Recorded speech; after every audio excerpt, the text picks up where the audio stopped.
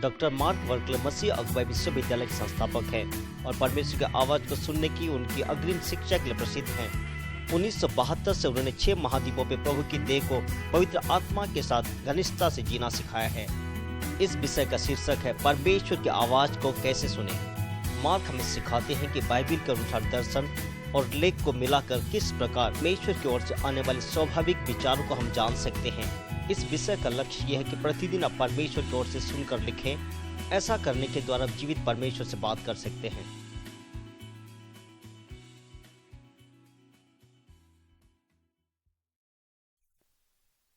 यह इसका दूसरा सत्र है। इस विषय का नाम है परमेश्वर की आवाज को सुनने के लिए एक सांस्कृतिक रुकावट।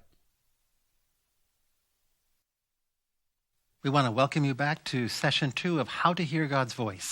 कैसे परमेश्वर की आवाज को सुनेंगे, इस सत्र में फिर एक बार आपका स्वागत करते हैं। In session 1 we said there's 4 keys to hearing God's voice. पहला सत्र में हमने आपको बताया कि परमेश्वर की आवाज सुनने के लिए हमें 4 कुंजियों को व्यवहार करना है। We would quiet ourselves down, हमें अपने आप को शांत करना है, fix our eyes upon Jesus, अपनी आंखों को यीशु पर लगाना है, tune to spontaneity, जो लगातार आवाज सुनाई देती है उसे सुनना है, and begin to write out that spontaneous flow of thoughts. जो लगातार आवाज हमारे जीवन में आती है उसे लिखना है। And if we'll do all 4 keys at one time, we can hear God's voice. यदि एक बार में ये चारों कामों को हम करेंगे, परमेश्वर की आवाज को सुन सकते हैं। So we want to talk about testing this spontaneous flow to make sure it's coming from God. और हम उसे परखना चाहते हैं, क्या ये वास्तव में परमेश्वर की ओर से है।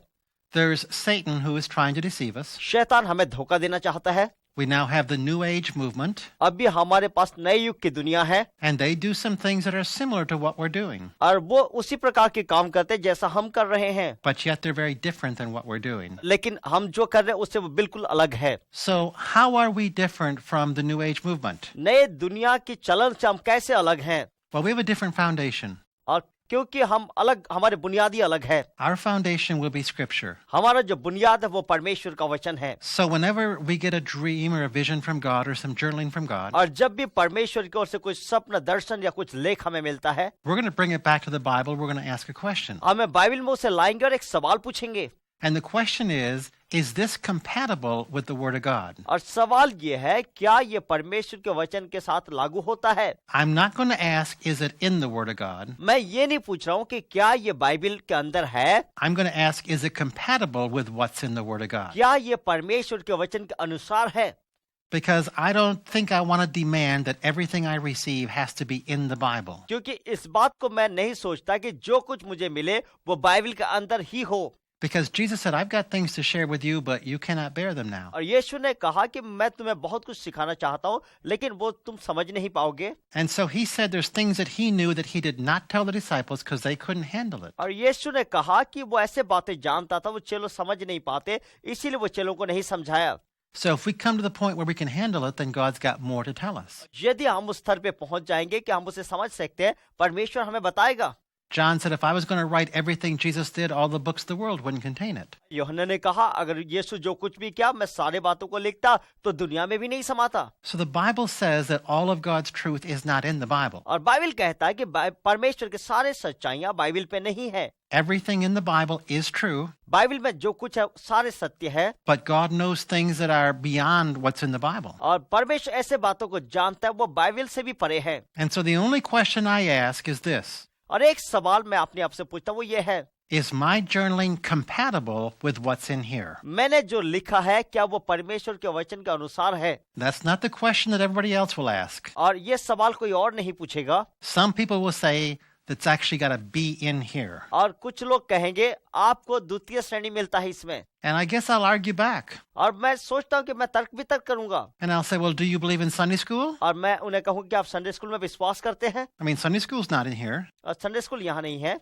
Do you believe in sending your kids to public school? और क्या आप अपने बच्चों को स्कूलों में भेजने में विश्वास करते हैं? I mean, that's not in here. वो यहाँ नहीं है। I mean, there's lots of things we do that are not in here. और बहुत सी चीजें जो है हम करते हैं जो बाइबल में नहीं लिखा हुआ है। But if we feel it's compatible with what's in here, it's okay. और यदि हम सोचते हैं कि जो हम कर रहे हैं वो बाइबल के अनुसार है, तब ठीक है। And each of us will have to pray and decide if it's compatible or not. हम सबको ये सोचना समझना है कि हम जो कर रहे हैं वचन के अनुसार है या नहीं। So a new ager is not going to bring their revelation back to the Bible. और जो नए युग की दुनिया के लोग अपनी प्रकाशन बाइबल में से नहीं लेंगे, because the Bible's not their foundation. क्योंकि बाइबल उनकी बुनियाद नहीं है। So I'm very different from a New Ager. मैं नए युग की दुनिया से बिल्कुल अलग हूँ। And also when I look in the spirit realm, I'm trying to meet with Yahweh, the creator of the universe. और जब मैं आत्मिक रूप में देखता हूँ, सृष्टि के सृजनहार यहोवा के साथ मैं मिलना चाहूंगा। And the New Ager is not necessarily trying to do that. और जो नए युग के लोग वैसा करना नहीं चाहते,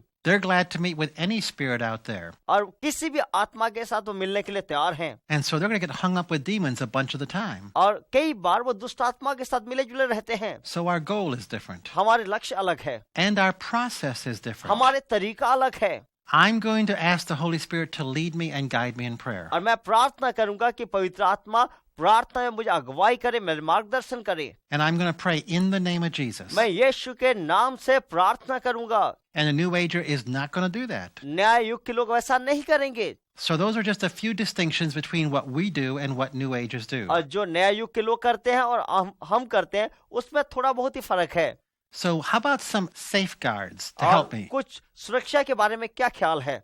To make sure that what I receive is good and solid. और जो मुझे मिलता है वो ठीक है और मजबूत है।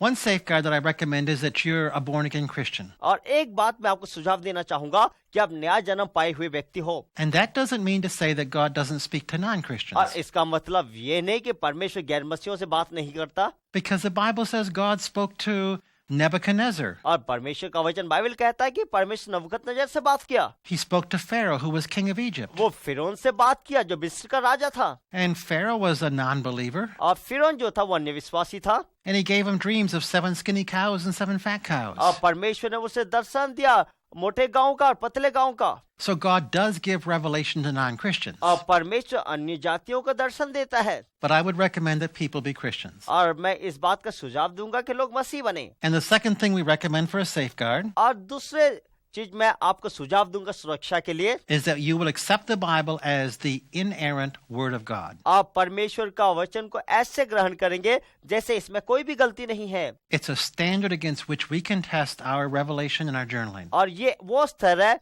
जिसे हमें अपनी दर्शन को और अपनी लेख को परखना है। And the third thing we recommend और तीसरा चीज हम आपको सुझाव देंगे is that you show your love for God by reading and studying and meditating on the Word of God. परमेश्वर का वचन को पढ़ते हुए, अध्ययन करते हुए, मनन करते हुए अब परमेश्वर का वचन का सम्मान करेंगे। And also that you have an attitude of submission to what you find in the Word of God. Bible में जो कुछ आपको मिलता है उसके सामने आप समर्पित रहेंगे। So if a verse convicts you, you get on your knees and you repent and you say, God, I'm sorry. अगर एक पद आपको कायल करता, आप घुटने में आएंगे, प्रार्थना करेंगे, कहेंगे परमेश्वर मुझे क्षमा कीजिए। And the fifth safeguard that we recommend और पांचवा सुरक्षा घेरा जो हम आपको बताना चाहते हैं is that you would have some spiritual advisors or spiritual counselors that you would go to. और आपके जीवन में कुछ आत्मिक अगुवे हो जिनके सामने आप जा सकें।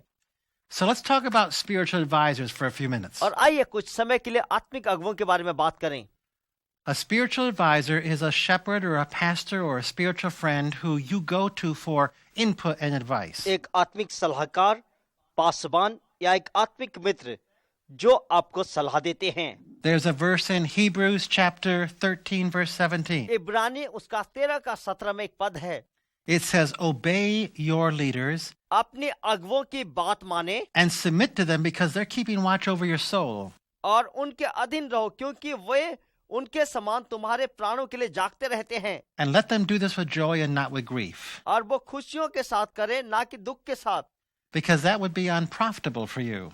उससे तुम्हें कोई लाभ नहीं होगा। So what does it mean to give my leader grief? और इसका मतलब क्या है कि मैं अपने अगुवा को दुखी करता हूँ। It means that I nag him and try to go my way. और इसका मतलब यह है कि मैं उसका बात नहीं मानता और अपनी मार्ग में चला जाता हूँ। I had a lady in my church who brought her journaling to me and she gave me grief. और मेरे कलीसिया में एक बहन है जो एक लेख मेरे पास आई जिससे मुझे बड़ा दुख हुआ। She said she was going to submit her journaling to me. और उन्होंने कहा कि वो अपना लेख को मेरे सामने समर्पित करेंगे। And our church had 3 pastors. हमारे कलीसिया में 30 पासवान थे। And she was journaling about one of the other pastors and his wife. और एक पासवान उसके पत्नी के सामने अपनी लेख लेके आए। And her journaling said the pastor's wife is a witch. और उनके लेख में ये लिखा हुआ था पासवान की जो पत्नी है वो जादू टूना करने वाली। And because she will not repent, God is going to kill her. और क्योंकि वो पश्चाताप नहीं करेगी, परमेश्वर उसे मार डालेगा, and then I'm going to marry the pastor. और तब मैं पास्टर से शादी करूंगी। And I said to her, you know what? That journaling is not from God. और मैंने कहा कि ये लेख परमेश्वर की ओर से नहीं है, It's wrong. ये गलत है। And she said, no, it's right. और उन्होंने कहा कि नहीं, ये सत्य है। I said, why do you think that? मैंने पूछा कि आप ऐसे क्यों सोचते हो? She said, because it came the same way that God's voice always comes. और क्योंकि उन्होंने कहा कि ये उसी प्रकार मेरे दिल में आया जैसे परमेश्वर का आवाज आता है। I said, well, of course it came the same way. और मैंने कहा ठीक है, इसी रीति से ही आया जैसे पहले आता था। Because all spirit level communication comes as a spontaneous thought. और क्योंकि हर एक आत्मा का जो संपर्क करने का तरीका है लगातार विचार के द्वारा आता है। When demons speak to us, it's also spontaneous thoughts. जब दुष्ट आत्मा भी हमारे जीवन में बात करता है, लगातार एक विचार के समान आता है। So I'm not arguing that it didn't come the same way. और मैं इससे तर्क नहीं कर रहा हूँ कि उसी तरह ये नहीं आया। I'm saying the content is wrong. और मैं ये कह रहा हूँ कि ये जो लेख है ये गलत है। And she said, well, it's right. और उन्होंने कहा कि ये सही है। And I said, you're giving me grief. और मैंने उनको कहा कि आप मुझे दुख पहुंचा रहे हैं। And you're not honoring my input. आप मेरे बात का आदर नहीं कर रहे हैं। And I'm not going to argue with you. मैं तुम्हारे साथ वाद विवाद नहीं करूंगा। And I'm not going to try to control you. और मैं तुम्हें नियंत्रण नहीं करूंगा। So I said, you're free to do what you want to do. और मैंने उनसे कहा कि आप जो कुछ करना चाहते कर सकते And हैं। so she went out believing that that was true. और वो ये बात को सोच के चली गई कि जो वो लिखी थी वो सत्य है। And the next 30 years proved it wasn't true. और अगले 30 साल में इस बात प्रमाण हो गया कि वो सत्य नहीं था। That pastor and his wife stayed married for those whole 30 years. और उस पासवान उस पत्नी अगले 30 साल तक शादीशुदा होकर रहे। So you can test things by their fruit. और फलों के द्वारा आप चीजों को जांच सकते हैं। And the fruit showed that her journal entry was wrong. और उस फल से ये प्रमाणित होता है कि जो लेख वो लिखी थी वो गलत था। So in Proverbs chapter 11 verse 14, और नीति वचन उसका 11 का 14 में it says, in the multitude of counselors there's safety. और वहां लिखा जाता है कि बहुत सारे जहां सलाहकार होते हैं वहां सुरक्षा होता है। So it doesn't say one counselor, it says counselors. और ये नहीं कहता है कि एक ही सलाहकार हो, बहुत से सलाहकारों के विषय में कहता है। And so God is asking us to have more than one counselor. परमेश्वर चाहता है कि हमारे सलाहकार एक से अधिक हो। How many counselors? कितने सलाहकार? The Bible says in the mouth of 2 or 3 witnesses, every fact, every rhema is confirmed. और बाइबल में लिखा जाता है कि 2 या 3 गवाहों के साथ वचन सिद्ध होते हैं। So I have 3 spiritual advisors I submit my journaling to. और मेरे सामने 3 ऐसे आत्मिक अगुवे हैं जिनके सामने मैं अपने लेख को समर्पित करता हूँ। Because I want to be safe. क्योंकि मैं बच के रहना चाहता हूँ। And you want to be safe. मैं चाहता हूँ कि आप भी बच के रहें। So God says, have a multitude of counselors. और परमेश्वर कहता है कि कुछ एक झुंडों का सलाहकार को अपने जीवन में रखें। God is asking you to establish truth by submitting your journaling to 2 or 3 advisors. परमेश्वर चाहता है कि आप अपने जीवन को 2-3 सलाहकारों के सामने समर्पित रखें। I said, God, I normally establish truth by reasoning about it. और मैंने परमेश्वर से कहा, परमेश्वर मैं अपने दिमाग में तर्क वितर्क करके चीजों को सही या गलत ठहराता हूँ। And God said, I never told you to do that. अब परमेश्वर ने कहा, मैंने कभी नहीं कहा कि तू ऐसा कर। He said, the only command to reason is come, let us reason together. और एक ही बार आज्ञा दिया गया है तर्क वितर्क के बारे में कि आइए हम सारे मिलकर तर्क वितर्क करें। You're never even allowed to reason on your own. आपको अपने आप में तर्क वितर्क नहीं करना है। That's what your culture does, but that's not what I've said to do. वो तुम्हारी संस्कृति कहता है, लेकिन वो काम करने के लिए मैंने नहीं कहा। He said, you don't establish truth through reason. और वो कहता है कि तू अपने दिमाग में सच्चाई को स्थापित नहीं करता। You establish truth by the multitude of counselors. और बहुत से सलाहकारों के द्वारा सच्चाई स्थापित होती है।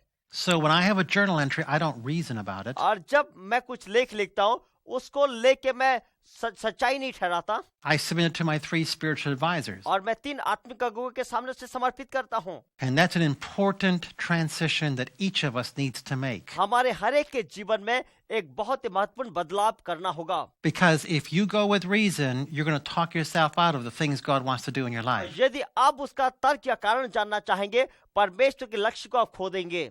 And so let's talk about having 3 spiritual advisors. और आइए हम बात करें कि अपने जीवन में कम से कम 3 आत्मिक अगुवे हो। What do I look for in the 3 spiritual advisors? और 3 आत्मिक अगुवों के जीवन में मैं क्या ढूंढूंगा? First of all, I want them to be a friend, a close friend. और सबसे पहली बात वो मेरे दोस्त होना चाहिए। And number 2, I would like them to have a solid biblical orientation. और मैं चाहूंगा कि उनका बाइबल के ऊपर उनका जीवन आधारित हो। I want them to know the Word of God. मैं चाहता हूं कि वो परमेश्वर का वचन को जाने। And number 3, I'd like them to be able to sense the voice of the Holy Spirit within them. और तीसरे बात मैं ये चाहूंगा कि वो पवित्र आत्मा के वचन को समझने वाले हो। Because when we go to them, we don't ask them, what do you think about this journal entry? क्योंकि हम जब उनके पास जाते हैं हम उन्हें ये नहीं कहते कि जो लेख मैंने लिखा उसके बारे में आपको क्या कहना है। We ask, does your heart bear witness this came from God? हम उन्हें ये कहते हैं क्या आपके दिल गवाही देता है कि ये लेख परमेश्वर की ओर से है। So don't ever ask your spiritual advisor what they think about your journal entry. और कभी भी आप उन्हें ये ना पूछे कि उनका दिल क्या कहता है इसके बारे में। You ask them, does your spirit bear witness this came from Jesus? और आप उन्हें ये कहें क्या आपकी आत्मा इस बात की गवाही देता है कि ये लेख परमेश्वर की ओर से आया है। And the fourth thing I look for in a spiritual advisor और एक आत्मिक अगुओं के जीवन में चौथा चीज मैं ये देखता हूँ is that they're willing to commit some time to me. क्या वो मेरे लिए कुछ समय देने के लिए तैयार हैं। Because I'm asking them, hey, can I read my journaling to you? और कई बार मैं उन्हें ये कहता हूँ कि क्या मैं अपना लेख तुम्हारे सामने पढ़ सकता हूँ। Or can I email it over to you and will you check it over? और क्या मैं उसे ईमेल कर दूं और आप एक बार देख लेंगे उसे।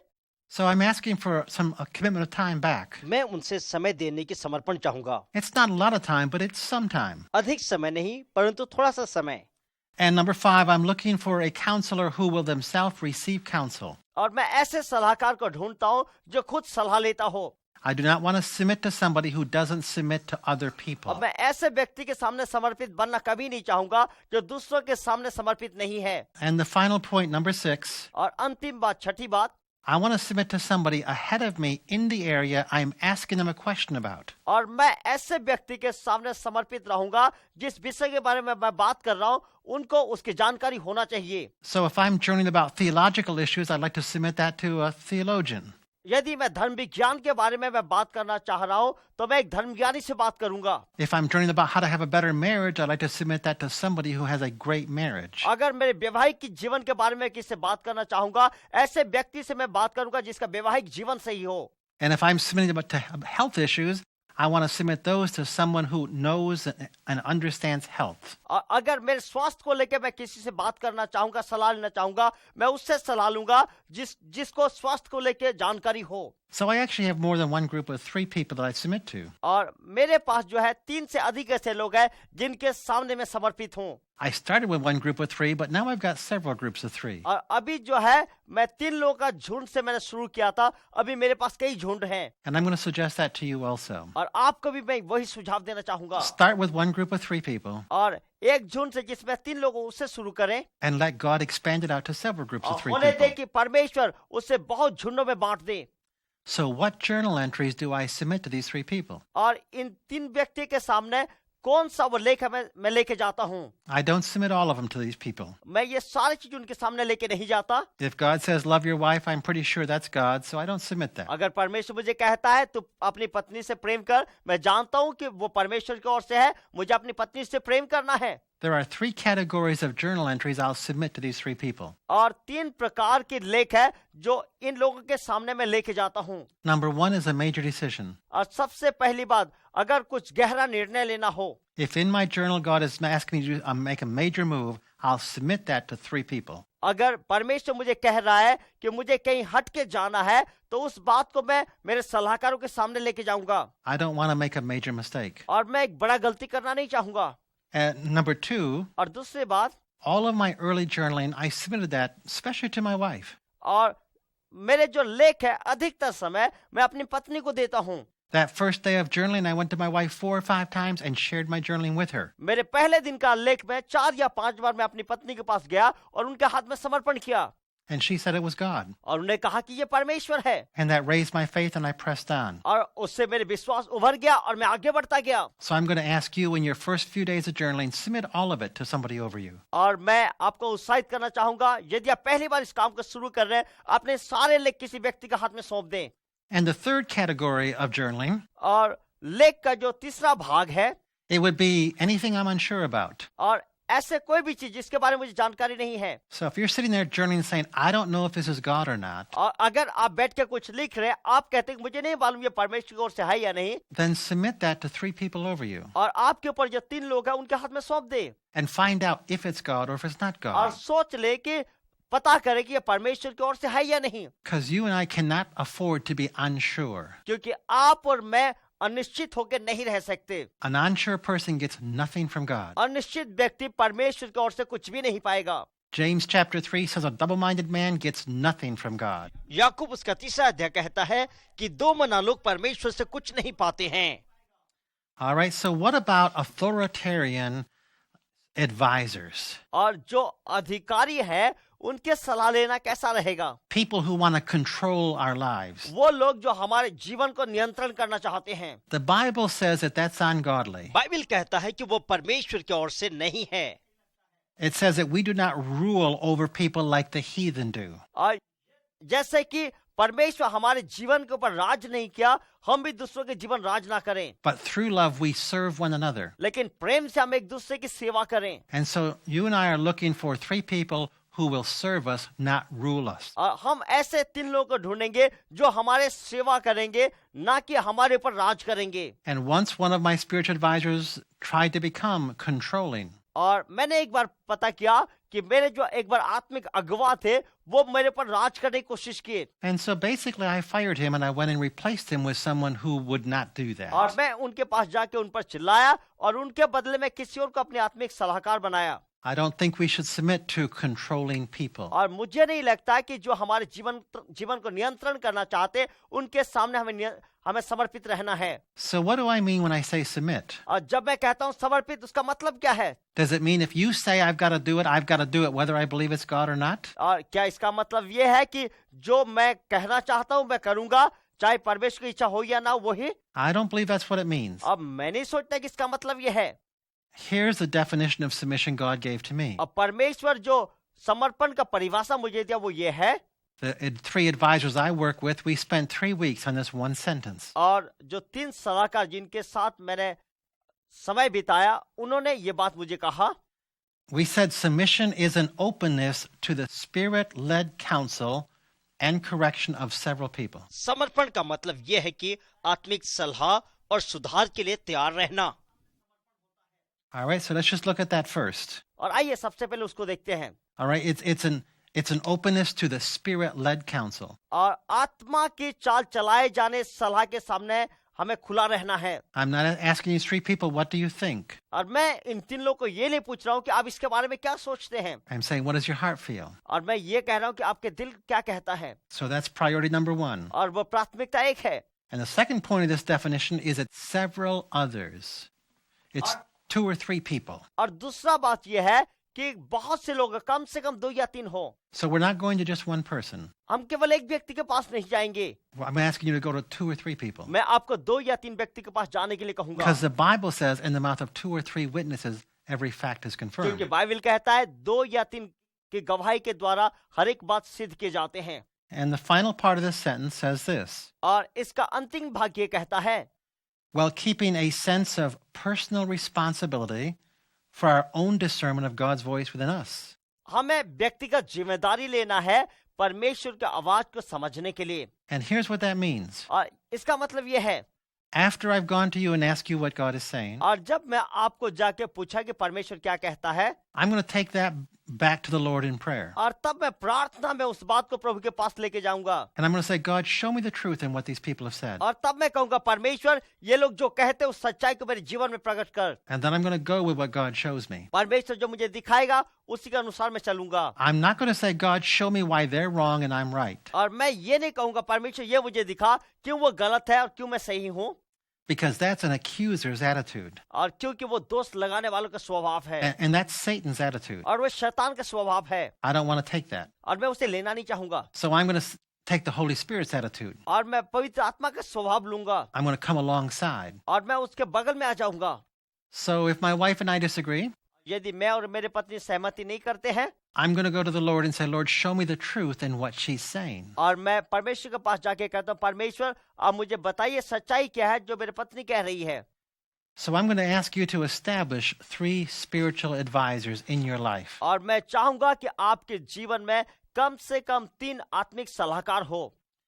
All right, so as we move into the spirit realm और जब हम आत्मिक दुनिया में जाते हैं, and we begin to hear God's voice and see vision, हम परमेश्वर की आवाज सुनते और दर्शन देखना शुरू करते हैं, we're kind of leaving the worldview of the Western world. और पाश्चात्य दुनिया के विचार को हम त्याग देते हैं। Because the Western world says all truth is in this little box. और पाश्चात्य दुनिया कहता है कि सारे सच्चाई ये बक्से के अंदर है, And we use our 5 outer senses to touch it. और हम अपने जीवन के सारे 5 पहलू का इस्तेमाल करके उस सच्चाई को जानने की कोशिश करते हैं। It's touch, taste, sight, hearing, and smell. और वो स्पर्श करना, सुनना, देखना, सूंघना और चखना।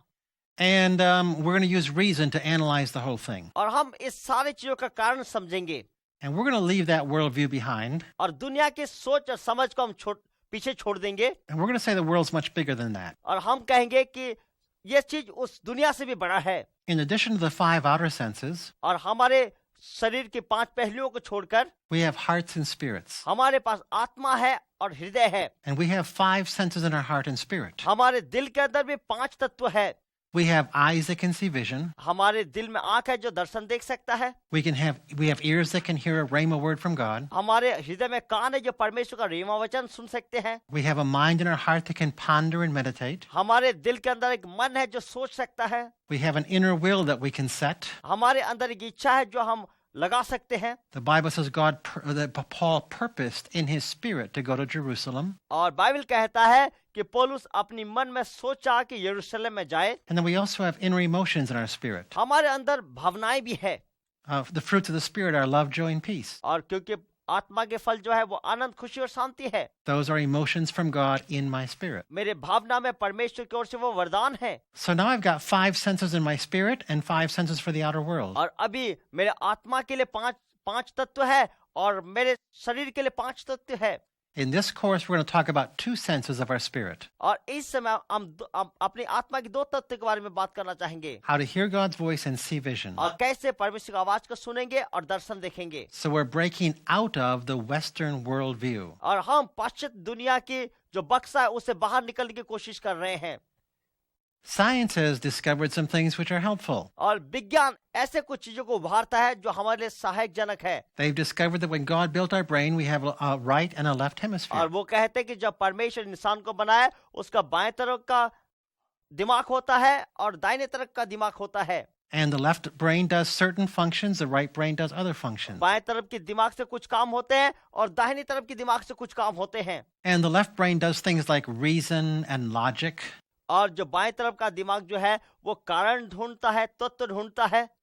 And speech and math is in the left side of the brain. और बाएं तरफ के दिमाग में जो है गणित के काम होते हैं। Now the right brain is going to do things like intuition and vision. और दाहिने तरफ के दिमाग जो है वो अपने अंदर के विचार को देखता है और दर्शन देखता है। So that ability to picture is on the right side of your brain. और दर्शन देखने का जो योग्यता है हमारे दिमाग के दाहिने तरफ है। And the picturing thing the Bible would call imagination. और जो तस्वीर हम देखते हैं बाइबल उसे सोच कहता है। We can have godly imagination or vain हम imagination. ईश्वरीय सोच हो सकता है, हमारे सांसारिक सोच हो सकता है। The Bible also says that could be called dream or vision. और बाइबल उसे स्वप्न और दर्शन भी कह सकता है। So all of that can flow through the eyes of your heart, which are located on the right side of your brain. और आपके दिमाग के दाहिने और जो है आपके हृदय की आंख है उसके द्वारा आप देख सकते हैं। Then intuition is also a right brain function. आपका जो आपके जो विचार होते हैं वो भी आपके दाहिने तरफ के दिमाग से होते हैं। Intuition is when we say, I just know that I know that I know. और आपके अपने विचार ये होता है जब आप कहते हैं मैं जानता हूँ कि मैं जानता हूँ। It's gut instinct. और इससे जो है आपको अपनी बुद्धि का इस्तेमाल करना होता है। It feels right in my heart, so I'm going to go do it. और मेरे दिल में ये इसकी अगुवाई होती है कि मुझे ये काम करना है। Other parts on the right side of the brain is the art awareness. और दिमाग की दूसरे तरफ का जो दिमाग है वो जो है हमारे कामों को दर्शाता है। It's the ability to appreciate the beauty of God's world. परमेश्वर की बनाई हुई दुनिया की सुंदरता की प्रशंसा करता है। So my wife is a right brainer. और मेरी जो पत्नी है वो दाहिने दिमाग को इस्तेमाल करने वाली है। And since opposites attract, I'm a left brainer. और मैं उसके बिल्कुल उल्टा हूँ, मैं अपने बाएं तरफ के दिमाग को इस्तेमाल करने वाला। So Patty will tend to smell the roses and appreciate the beauty. और जो मेरे पत्नी पेटी है वो गुलाब के फूल को देखेगी, उसे बहुत अच्छा लगती है और उसके सुगंध को लेगी। As a left-brainer, I tend to count the roses. और मैं क्योंकि बाएं तरफ के दिमाग के आदमी हूँ, मैं उस गुलाब फूल को गिनना शुरू करता हूँ। And that's why God said, Mark, learn to honor the differences between you and your spouse. और इसीलिए परमेश्वर ने मुझे कहा कि मार्क तेरे जीवन साथी और तेरे बीच में जो अलगाव है उसका आदर करना शुरू कर दे। Music is also a right brain function. और संगीत भी जो है दाहिने तरफ के दिमाग के लोगों के लिए है। So how does this help me in prayer? और प्रार्थना में ये मेरी कैसे सहायता करता है? Because in prayer, I want to use vision. क्योंकि प्रार्थना में मैं दर्शन का इस्तेमाल करना चाहता हूँ। I want to fix my eyes on Jesus. मैं अपनी आंखों को यीशु पर लगाना चाहता हूँ। So I'm going to be using the right side of my brain. अब मैं अपने दिमाग के दाहिने तरफ का दिमाग को इस्तेमाल करूंगा। If I'm a left brainer, I'm going to have to choose to shift hemispheres. यदि मैं बाएं तरफ का दिमाग वाला हूँ तो मुझे बदलना पड़ेगा। And if you're a right brainer, you already live over there and you picture all the time anyway. अगर आप दाहिने तरफ के दिमाग को इस्तेमाल करने वाले हैं तो आप पहले से ही है, आपको केवल इस्तेमाल करना है। So vision and intuition comes easy for right brain people. और अपना सोच और दर्शन हमारे लिए आसान हो जाता है जबकि हम दाहिने दिमाग के सोचने वाले हैं। And it's more challenging and difficult for a person like me who's a left brainer. और मेरे जैसे आदमी जो बाएं तरफ के दिमाग का इस्तेमाल करता है, उनके जैसे लोगों के लिए कठिन हो जाता है। Because we actually need to learn to shift hemispheres. और क्योंकि हमें जो है अपने दिमाग को बदलना सीखना होगा। So why did God give us two hemispheres? और परमेश्वर हमें क्यों दो तरफ में दिमाग दिया है? I think it was so that we could learn to present them back to Him so He could use them. वो इसीलिए ऐसा किया ताकि हम अपने दिमाग को प्रभु के हाथ में दोबारा समर्पण कर दें ताकि परमेश्वर उसे इस्तेमाल करे। So how would I present each hemisphere of my brain back to the Holy Spirit? मेरे दिमाग के दोनों भाग को किस प्रकार मैं पवित्र आत्मा के हाथ में दोबारा समर्पण करूंगा? Because I want God to flow through me. क्योंकि मैं चाहूंगा कि परमेश्वर मेरे जीवन के द्वारा काम करे। Now, if I know how to reason, if I'm going to reason, I just say, think it through. और अगर कारण सोचना शुरू करूंगा तो मैं सोचूंगा ठीक है, मैं खुद कर लूंगा। But what if I wanted spirit-led reasoning? अगर मैं आत्मा के अगुवाई का कारण जानना चाहूंगा तब क्या करूंगा? What if I wanted to reason together with God? अगर मैं परमेश्वर के साथ मिलकर मैं कारण ढूंढना चाहूंगा तो कैसा रहेगा? Isaiah 1:18. ऐसा नबी का पुस्तक 1:18। Come, let us reason together. और आइए आपस में वार्तालाप करें। So God defined spirit-led reasoning this way. परमेश्वर आत्मा के अगुवाई को इस प्रकार परिभाषित करता है। He told me it was reasoning guided by the flow of the Holy Spirit. और वो कहता है वो कारण जो आत्मा के अगुवाई के द्वारा बहता जाता है। So as I'm thinking through a difficult situation, मैं कठिन परिस्थितियों से गुजर रहा हूँ, I fix my eyes on Jesus मैं अपनी आंखों को यीशु पर लगाता हूँ because He's sitting right here next to me helping me, और मैं कहता हूँ तू मेरे बगल में मेरी सहायता कर, and I tune to flow. और मैं फिर बहना शुरू करता हूँ। And I say, Holy Spirit, would you anoint my reasoning process? और मैं ये कहता हूँ कि पवित्र आत्मा क्या मेरे सोचने के तरीका को तो अभिषेक करेगा? And all of a sudden, a brilliant idea will flash into your mind. और अचानक एक बहुत ही सुंदर विचार आपके दिमाग में बहने लगेगा। And you've probably experienced that. और आप उसे हो सकता है कि अनुभव करेंगे। That's called spirit-anointed reasoning. और वो जो है आत्मा से अभिषेक कारण जानना कहलाता है। So that's really the only way I allow the left side of my brain to be used. और वो एक ही तरीका जिसके द्वारा मैं अपनी बाएं तरफ का दिमाग का इस्तेमाल करता हूँ काम करने के लिए। And if I go to the right side of my brain, अगर मैं अपने दिमाग के दाहिने तरफ जाऊं, how do I present the eyes of my heart to God to और use? मैं अपने हृदय की आंख को कैसे प्रभु के हाथ में समर्पण करूं? We would call that spirit-led pictures. और हम उसे आत्मा के अगुवाई के द्वारा तस्वीरों को देखना कहते हैं। So I take the eyes of my heart, मैं अपने हृदय की आंख को लेता हूँ, that ability to imagine and picture, और जिसमें सोचने का और तस्वीर दिखने की योग्यताएं हैं, and I say, Holy Spirit, would you guide that? और मैं कहता हूँ पवित्र आत्मा क्या आप उसे अगुवाई करेंगे? And I yield my picturing capacity to flow, और मैं अपने सोचने के तरीका को पवित्र आत्मा के हाथ में सौंप देता हूँ। the flow of the Holy Spirit. अब पवित्र आत्मा की बहाव में Out of my innermost being shall flow rivers of God. मेरे अंदर से जीवन की नदियां बहेगी। And this He spoke concerning the Holy Spirit. और ये पवित्र आत्मा के बारे में लिखा गया है। So pictures guided by flow equal visions. और जो तस्वीर लगातार हमारे दिमाग में आते हैं, धीरे धीरे वो दर्शन बन जाते हैं। In the last session, we used I talked about godly imagination. और पिछले सत्र में मैंने आपको बताया ईश्वरीय विचार के बारे में, where I painted a picture in my mind of Jesus and I sitting at the well in Samaria. और जब मैंने अपने जीवन का एक तस्वीर आपको दिखाया कि मैं और यीशु समरिया के कुएं के पास बैठे हुए हैं, As I picture that, that would be godly imagination. जब मैं उस तस्वीर के विषय में सोचता हूँ वो ईश्वरीय कल्पना होगा। But then I said, Holy Spirit, would you take this over? और मैंने कहा कि पवित्र आत्मा क्या इस तस्वीर को आप अपने वश में कर लेंगे? And the Holy Spirit took it over. और पवित्र आत्मा उसे अपने वश में कर लिया And the picture came alive. और जो तस्वीर था वो जीवित हो गया। At the point that it came alive and Jesus gestured, और जब उस तस्वीर जीवित हो गया और यीशु को मैं काम करते हुए देखा, at that point it changed from a godly imagination into a vision. उसी समय ईश्वरीय कल्पना से वो एक ईश्वरीय दर्शन में बदल जाता है। So I started with a godly imagination and it moved into a vision. मैं ईश्वरीय कल्पना से आरंभ किया और वो बात दर्शन में बदल गया। And I want you to know that you can do that. और मैं आपको बताना चाहता हूँ कि आप ये कर सकते हैं। It's very easy to do. ये करना बहुत ही आसान है। Children can do it. बच्चे कर सकते हैं। And if we become childlike, we can do it. यदि हम बच्चे के समान बनेंगे हम भी कर सकते हैं। Because making Christianity work has got to be simple enough for children. क्योंकि मसीह का जो काम है वो बच्चों के लिए भी आसान होना चाहिए। So don't make any of this hard. और ये किसी भी काम को आप कठिन ना बनाएं।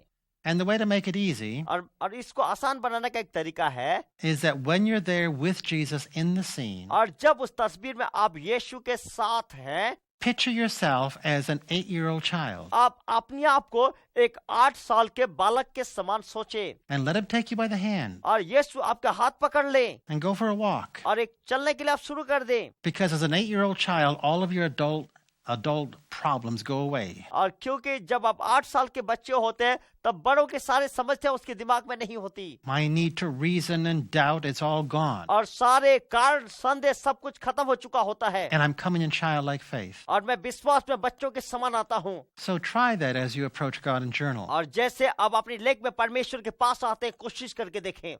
All right, so this is some foundational material concerning hearing the voice of God. परमेश्वर की आवाज सुनने के लिए ये कुछ बुनियादी बातें थी।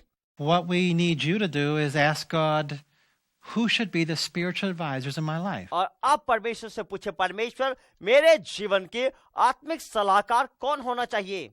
I would recommend that you not try to think them up yourself, और मैं आपसे ये सुझाव दूंगा कि आप उसके बारे में खुद ना सोचे, but simply ask the Holy Spirit, Lord, who do you want to be my spiritual आप advisors? पवित्र आत्मा से पूछे कि पवित्र आत्मा प्रभु आप क्या चाहते हैं कि कौन मेरे आत्मिक अगुवा बने, And then tune to flow. और तब आप बहना शुरू करें।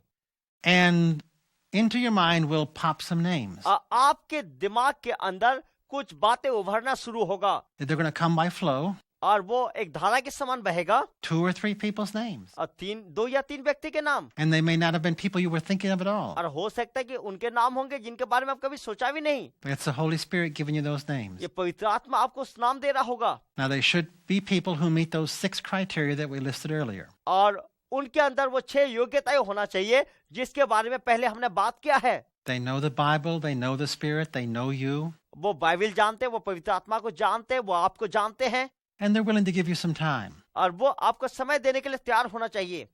So it's important that you have these 3 people और ये बहुत ही महत्वपूर्ण बात है कि आपके जीवन में ये 3 प्रकार के लोग हों, and that you use them. आप उनका इस्तेमाल करें। Because if you don't, you're probably going to be tempted to go back to reason, man's reason. यदि आप वैसा नहीं करेंगे हो सकता है कि आप खुद उसका कारण ढूंढने की कोशिश करेंगे। And if you analyze your journaling using man's reason, you're going to ruin the whole thing. और यदि आप इंसान का दिमाग लगा के कारण ढूंढना शुरू करेंगे सब कुछ आप बर्बाद कर देंगे। Because God never commanded man to reason. क्योंकि परमेश्वर कभी भी आज्ञा नहीं दी कि इंसान उसका कारण ढूंढे। He said, our thoughts are not his thoughts. क्योंकि उसने कहा कि हमारे विचार परमेश्वर का विचार नहीं है, Our ways are not his ways. हमारे मार्ग परमेश्वर का मार्ग नहीं है। And as the heavens are higher than the earth, so are his thoughts higher than ours. जैसे पृथ्वी से स्वर्ग ऊंचा है, हमारे विचार से परमेश्वर का विचार ऊंचा है। So you need to break free of man's reason. और आपको इंसान के विचार से आपको ऊपर उठना है।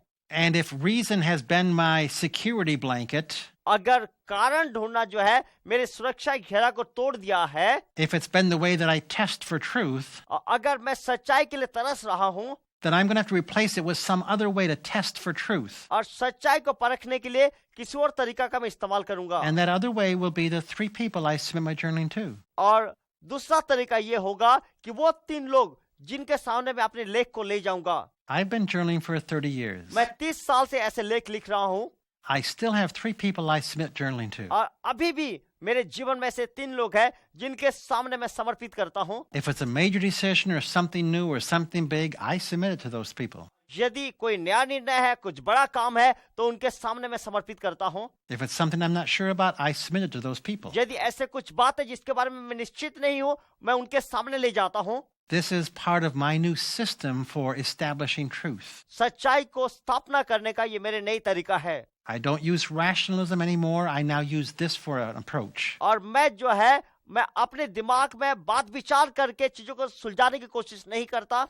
And so I'm asking you to establish a new system within you for establishing truth. और मैं चाहता हूं कि आप भी इस तरीका को अपने जीवन में अपनाएं और अपने आत्मिक जीवन में बढ़ते जाएं। And so you do need these 3 people. आपको इन 3 लोगों की आपके जीवन में जरूरत है। And you need to use them आपको उनको इस्तेमाल करना है on a regular basis. और लगातार उनको इस्तेमाल करना है। You can read your journaling to them over the phone. और आप फोन के द्वारा अपनी लेख उनको पढ़ के सुना सकते हैं। You can hand them the sheet and they can read it. और आप उनको कागज में लिख के दे सकते हैं, वो पढ़ लें। Or you can email it out to them. और आप उनको ईमेल लिख सकते हैं। But don't paraphrase it and put it into your own words and tell them, here's the essence of it. और कभी भी उसका निचोड़ लिख के ना भेज दे कि इसके बारे में मैं ये सोचता हूँ। Because our paraphrase is never as good as what God said the first time. क्योंकि हमारे निचोड़ कभी भी इतना बेहतरीन नहीं होगा जितना परमेश्वर पहले कहता है। So you actually need to read the actual script that God said. आपको परमेश्वर का वचन से जानना है कि परमेश्वर क्या कहता है। All right, so I ask that you be willing to establish these 3 or 4 counselors. मैं आपसे ये कहना चाहूंगा कि आप अपनी जीवन में 3 या 4 सलाहकार को रख लें। In the multitude of counselors, there's safety. और बहुत से सलाहकारों के बीच में सुरक्षा होती है। How about if we say this together? और आइए हम सारे मिलकर इस बात को कहते हैं। Lord, I choose to be safe. परमेश्वर, मैं सुरक्षित रहना चाहता हूँ। I choose to establish 3 or 4 counselors in my life. आज मैं चुन लेता हूँ कि मेरे जीवन में 3 या 4 सलाहकार मैं रखूंगा। And I ask you to show me who these people should be. परमेश्वर आप मुझे दिखाए कि ये कौन लोग होना चाहिए। I ask that you bring their names or faces to my mind. परमेश्वर मैं प्रार्थना करता हूँ उनके नाम, उनके चेहरा तो मेरे शकल में लेके आ। Let them just light up on my mind. मेरे दिमाग में तू उन्हें दर्शा। And Lord, I will go to these people. परमेश्वर मैं इन लोगों के पास जाऊंगा। And I will ask them if I can submit journal entries to them. और मैं उनको पूछूंगा कि क्या मैं अपने आत्मिक लेख को उनके सामने समर्पित कर सकता हूँ। And I will honor what they say back to me. जो वो मुझे कहेंगे मैं उसका आदर करूंगा। And I'll take it to you in prayer. और मैं प्रार्थना में उसे तेरे पास लेके आऊंगा। And ask you to confirm what you want to confirm. और मैं कहूंगा कि प्रभु तू सिद्ध कर यदि तू यही चाहता है। So Father, give me these people. पिता ऐसे लोग तू मेरे जीवन में दे that I may be safe ताकि मैं सुरक्षित रहूं as I build in your kingdom. जैसे मैं तेरे राज का स्थापना करता हूं। Thank you, Father. धन्यवाद हो पिता, In Jesus' name, यीशु के नाम से amen. आमीन।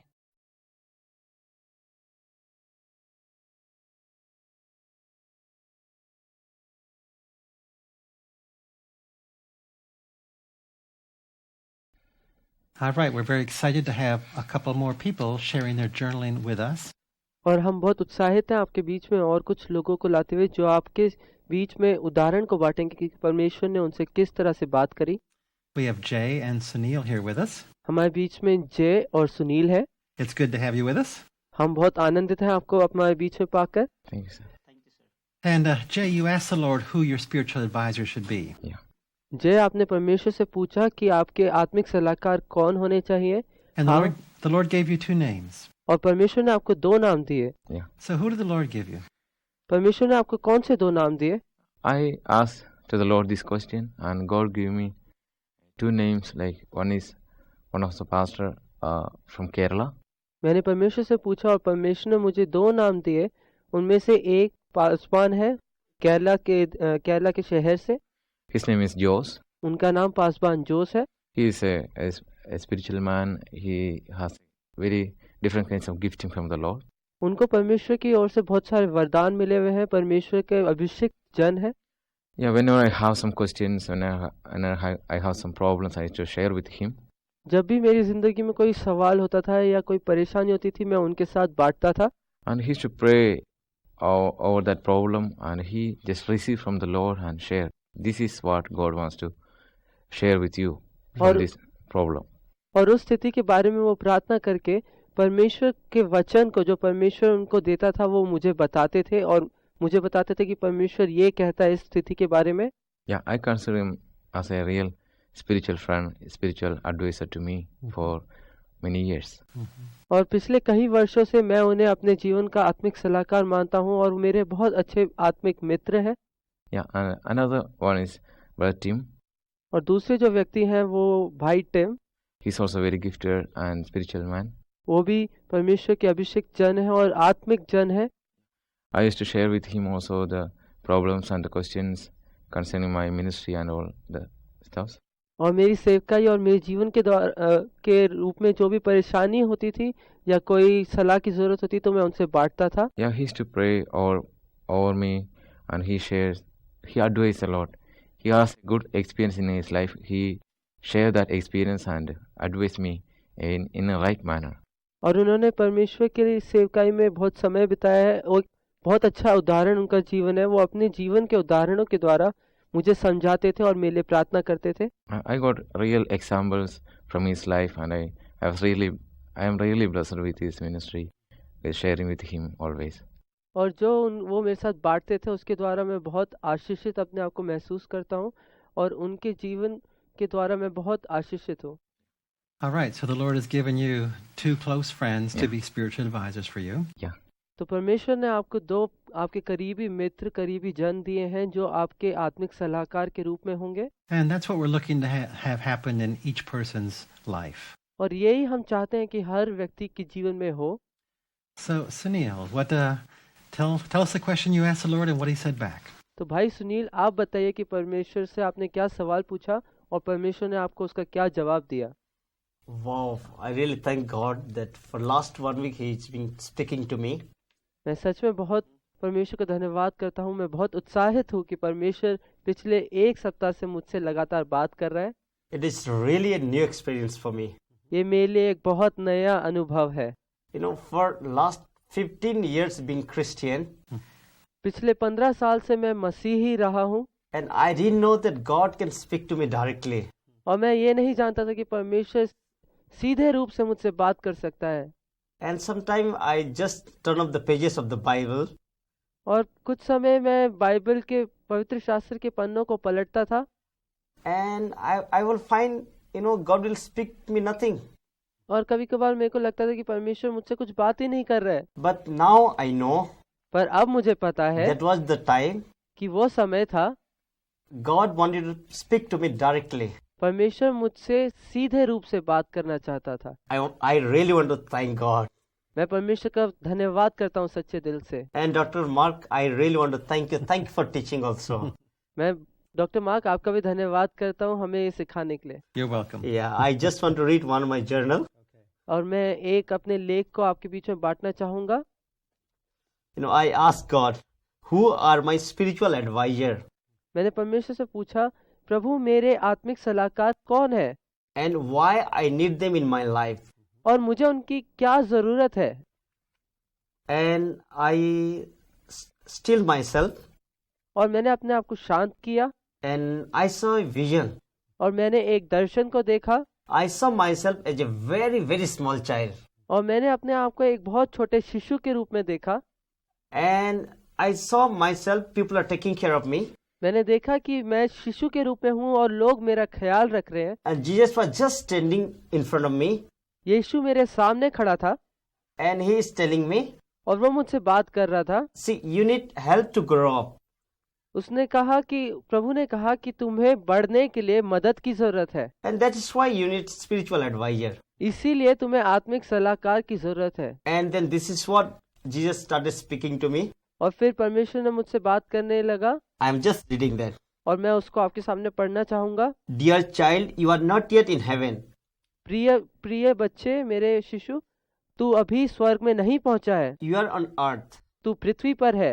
You are not yet perfect. तू अभी तक परिपक्व नहीं हुआ है। I am still working on you. मैं अभी तक तेरे ऊपर कार्य कर रहा हूँ। My desire for you is मेरी इच्छाएं तेरे लिए to see you spotless and blameless. ये है कि मैं तुझे निष्कलंक देखूं और तुझे बिल्कुल पवित्र देखूं। So I have appointed some people to work over you. इसलिए मैंने कुछ लोगों को नियुक्त किया है कि वो तेरे जीवन के ऊपर कार्य करें। I made them as a spiritual covering over your life. मैंने उनको तेरे ऊपर एक आत्मिक ढकाव के रूप में रखा है, so that you are protected. ताकि वो तुझे सुरक्षित रखे, तुझे संभाले। It is my desire for you ये मेरी इच्छा है तेरे लिए to provide you spiritual advisor. कि तुझे आत्मिक सलाहकार मैं प्रदान करूं। As a small child, I looked at Christ और एक छोटे शिशु के रूप में मैं था और मैं परमेश्वर की ओर देखा। and I asked my Lord, मैंने प्रभु से पूछा, Lord, what about the Holy Spirit then? प्रभु फिर पवित्र आत्मा का क्या? It is not enough for me to have Holy Spirit as my spiritual advisor. क्या ये मेरे लिए काफी नहीं कि पवित्र आत्मा मेरा आत्मिक सलाहकार है? Then Jesus replied, पर प्रभु ने कहा, Dear child, प्रिय पुत्र, you are my precious child. तू मेरा प्रिय पुत्र है। You are just learning to spend time with me. तू अभी मेरे साथ समय बिताना सिर्फ सीख रहा है। You are a small baby to me. अभी तू एक छोटा सा शिशु है। You are not mature enough to understand everything that I say. अभी तो इतना बड़ा नहीं है कि तू मेरी हर बात को समझ सके। But one day you will be, पर एक दिन तू उतना बड़ा हो जाएगा as you continue to hear from me. अगर तू मेरी आवाज को सुनता रहेगा। So I have assigned people to take care of my precious child. इसलिए मैं अपने बहुमूल्य बच्चे का ख्याल रखने के लिए कुछ लोगों को मैंने नियुक्त किया है। Then I said, Lord, thank you. मैंने प्रभु से कहा, धन्यवाद प्रभु। Then I asked the Lord, फिर मैंने प्रभु से पूछा, Lord, then who are they? प्रभु फिर ये लोग कौन है? How will I know them? मैं उनको कैसे जानूंगा? He smiled and said, वो प्रभु मुस्कुराए और मुझसे बोला, My dear child, मेरे प्रिय पुत्र, you will know them by their fruits. तू उन्हें उनके फल के द्वारा पहचानेगा। You already have one on your life. तुझे पहले से ही मैं एक दे चुका हूँ तेरे जीवन में। That is Reverend Scott Jair. वो है reverend Scott Jair. 2 more I will provide you. 2 और लोग मैं तुझे दूंगा। Ask Brother Timothy. He will happy to be your spiritual advisor. भाई तिमोथी से पूछ, वो तेरे आत्मिक सलाहकार बनने में बहुत आनंदित होंगे। Then I asked the Lord, फिर मैंने प्रभु से पूछा, Lord, they don't know me much. प्रभु वो मुझे इतने बेहतर रूप से जानते भी नहीं है। Recently I met them. कुछ समय पहले ही मैं उनसे मिला हूँ। He told me, फिर प्रभु ने मुझसे कहा, Do you believe I know both of you? क्या तू विश्वास रखता है कि मैं तुम दोनों को जानता हूँ And my spirit live in both of your lives? और मेरी आत्मा तुम दोनों के जीवन में जीती है?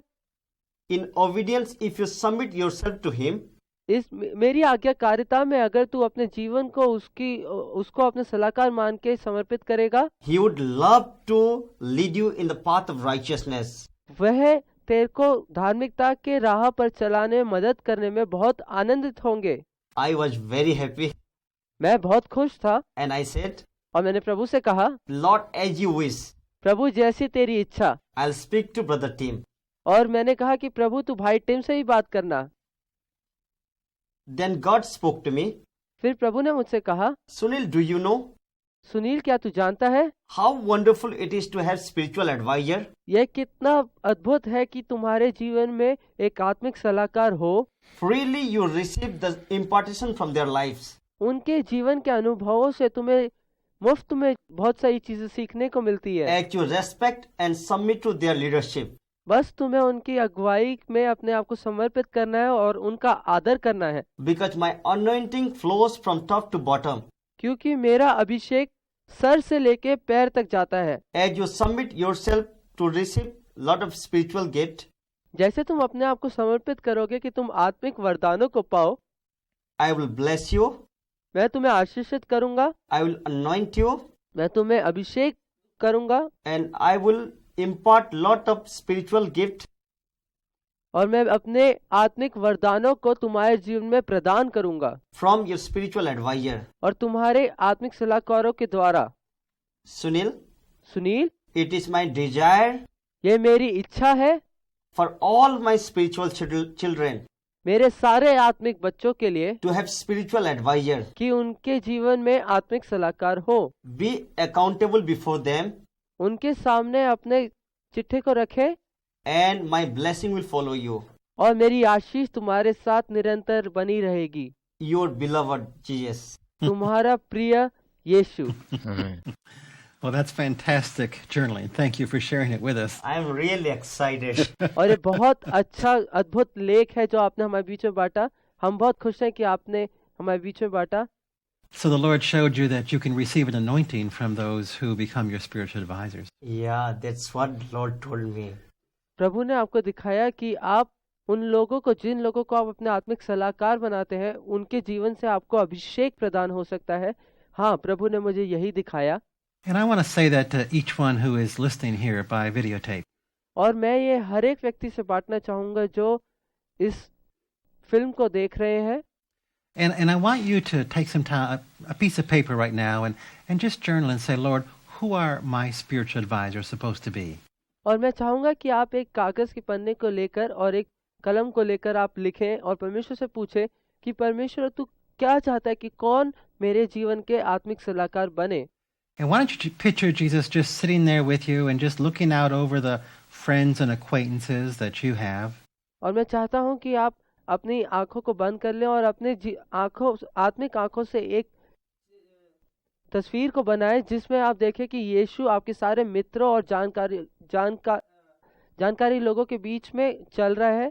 And as he's with you, you're going to see a picture. He's just going to be pointing to certain people, and certain people's names will come to your mind. और जैसे वो तुम्हारे सामने है और तुम्हारे सारे मित्र उसके सामने है, तो वो उन लोगों के तरफ इशारा करेगा जिनको वो तुम्हारे जीवन में आत्मिक सलाहकार ठहराना चाहता है।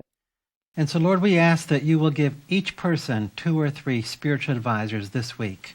और मैं प्रार्थना करता हूँ प्रभु कि तू इन लोगों को 2 या 3 पिता परमेश्वर आत्मिक सलाहकार इस सप्ताह में प्रदान करे। Lord, we want the safety and anointing that they provide to our lives. प्रभु हम चाहते हैं कि वो अभिषेक और जो सुरक्षित वातावरण वो हमारे जीवन में प्रदान करते हैं वो हमें मिले।